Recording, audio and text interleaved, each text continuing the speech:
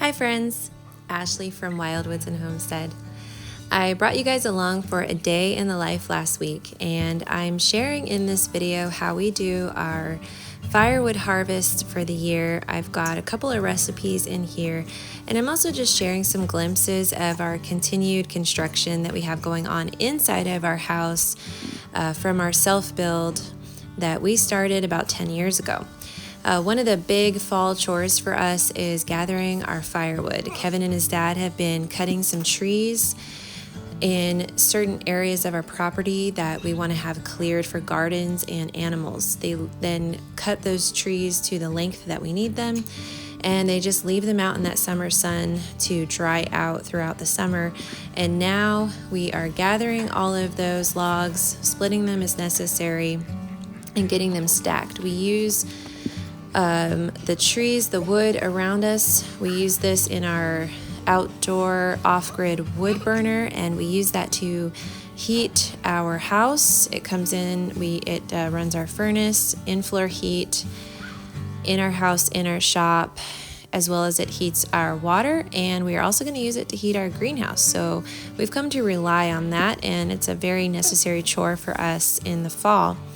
Something else I'm sharing in this video are my sunflowers, and I have several varieties, and I have been growing these for probably 5 or 6 years now. I seed save all of my own, and a variety that I'm absolutely loving is called a Pro Cut sunflower, and I have 3 varieties of this. They don't drop pollen. You can grow them to be smaller. They work great in bouquets, so they work really well for weddings or just to have a bouquet inside because they don't drop pollen.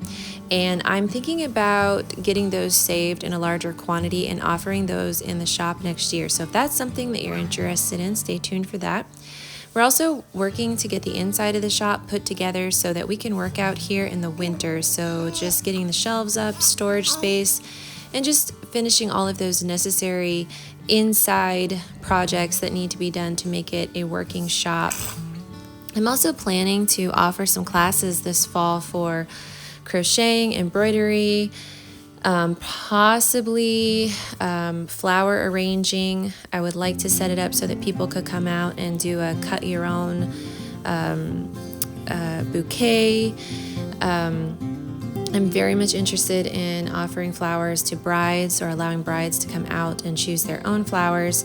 So I had just wanted to come out and start getting this space cleaned up and just assess how many people I could fit in for this first class, because I didn't want people to feel squashed in there. I want them to feel like they have plenty of room to move around and to work. So for right now, I'm just clearing out the beds that are around this little deck area here. Everything there just kind of grew in ways that I didn't realize it would grow, and I'm really learning what works well in what space in the greenhouse. So I'm still figuring out how to efficiently plant so that we are growing enough food for ourselves, but also so that the whole space isn't just becoming encompassed by all of this growth. For now, over there, I have this folding table that I just use for markets, and I decided to go ahead and set it up and just get an idea of the space and host my first class with that table. But we are planning to build a table specifically for the space, probably a round table, just so that it's easier for people to come and sit down and enjoy the class. We're probably going to offer tea and refreshments and coffee and things like that. And we just want it to be a nice experience because we do have such long, dark winters up here in northern Alberta, and we wanted to create a space not only for ourselves to sort of just get a break from those really dark winter months, but also to just expand our business and provide a space for other people to come out and take a break and just enjoy the warmth and the greenery in an otherwise kind of more dreary snowy season.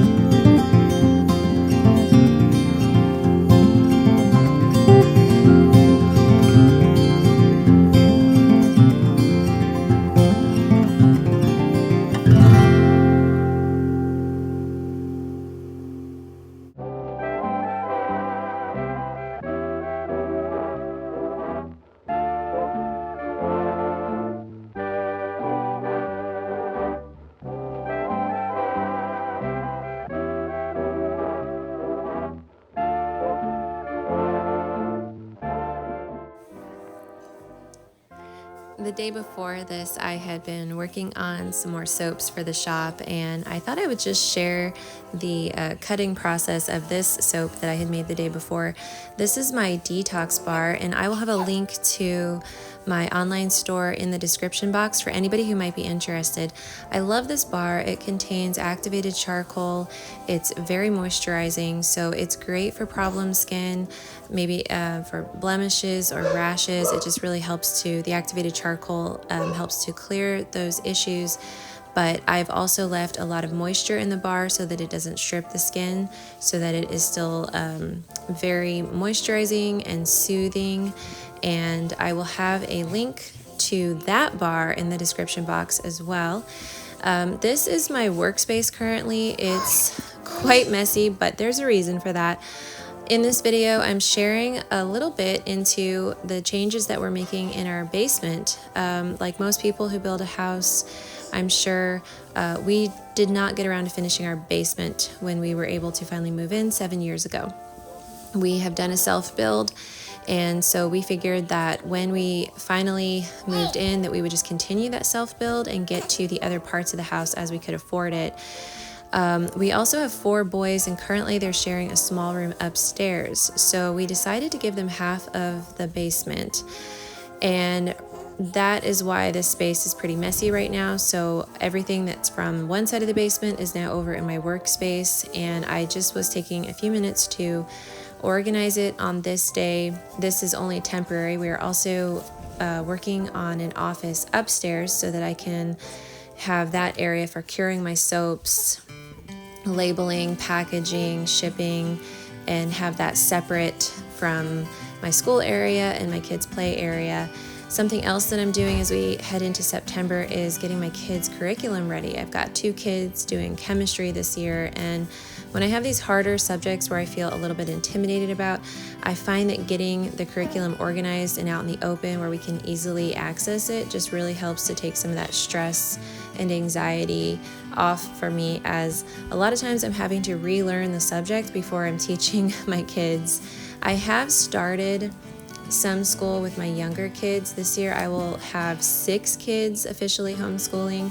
So in the afternoons I'm finding that with my newborn, she wants to sit and nurse for a while, so I will sit down and do school with my younger 2. And I'm still working on a good schedule for my older kids because we are still working on our firewood harvest as well as our garden harvest. And then I'm just sharing, I had a pork roast in the fridge and I just left it in my Dutch oven. I pulled it out of the fridge and decided to just cover it with a curry sauce and let that bake so that while it was cooking, I could be getting some other stuff done. I just did some full-fat coconut milk, about a quart of that, some salt, some pepper, a couple tablespoons of curry powder, and a couple of tablespoons of tapioca starch. I was hoping to kind of make a gravy and just let all that cook down and really just make that pork nice and tender. Okay, I thought I would share what the guys were working on in the basement. They're just here deciding which pose to strike for this part of the film. They framed this wall and drywalled the one side of it, and we are turning this space into a room for our 4 boys. When we moved in here 7 years ago, we did not finish the basement, and at the time we only had 2 boys, so the room that they're currently in was large enough for them. Since then we've had 2 more boys, and it is tight quarters, so we thought this would give the boys a little bit more space for their personal stuff and just to kind of spread out a little bit down there and not be so cramped. So we are going to remove the banister, and the guys framed and drywalled a wall and got that up, and they'll frame in a door for that area for the boys, and we will just paint everything there to match the upstairs living room. I just have some before pictures from when we built the house, and I mentioned before that we did a self-build, so we built all of this by hand ourselves, and I love the way these stairs turned out. They were just these solid wood beams that the guys brought in through the window, and then they cut those and fit those in downstairs in the basement. We still need to sand them and oil them, and I think that once we do that, they're just going to look so beautiful. But because we knew that we still had work to do in the basement and that we were going to be drywalling, seam filling, and sanding, we didn't want to ruin the stairs. So one of the projects that we're hoping to get to once we finish the boys' side of the basement, and then the other side will be a playroom and schoolroom, we're then hoping to finish those stairs and just really bring out the natural wood grain of that beautiful wood that they used for that.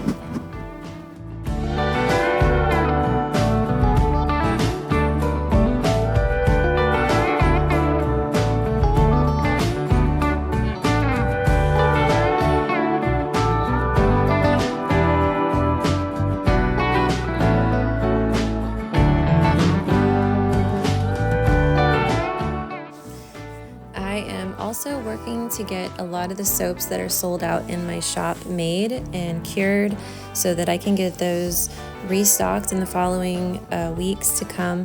One of my more popular bars is my Homestead dish block, and I love this bar for washing dishes. It's really pretty, but also it's just a bulk dishwashing bar.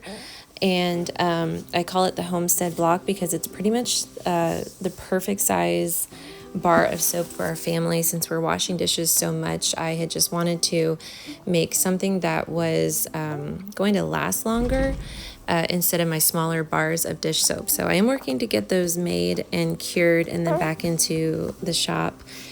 And then right now, having a newborn and breastfeeding, I feel like I'm always thinking about food. So I had decided that I wanted to make a dessert that night, and I didn't feel like standing around and stirring a pudding or a custard or something like that. I've been kind of experimenting with grain-free desserts, so I decided to make a baked custard, and I will leave a link to the recipe that I used in the description box.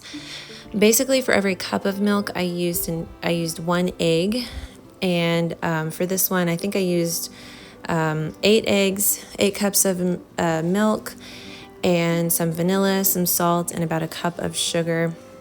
I poured that into my cast iron pan, and I had not made a baked custard in a long time, so I couldn't remember if I should oil the pan, grease the pan. I went ahead and put some butter in there, and I think maybe I shouldn't have done that because it made the custard a little bit too liquidy, but it still turned out nice. And next time I just won't grease the pan.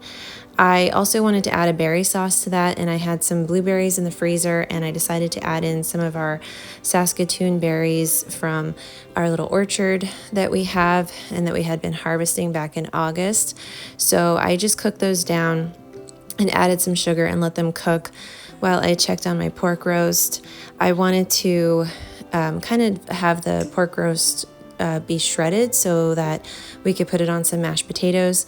And then I just had these leftover veggies from the night before, and I love having leftover veggies because I'll just put them into a casserole dish, add some butter on top, and then put those in my oven with whatever meat that I'm cooking, and then we'll just eat those with the meal, and it's super easy.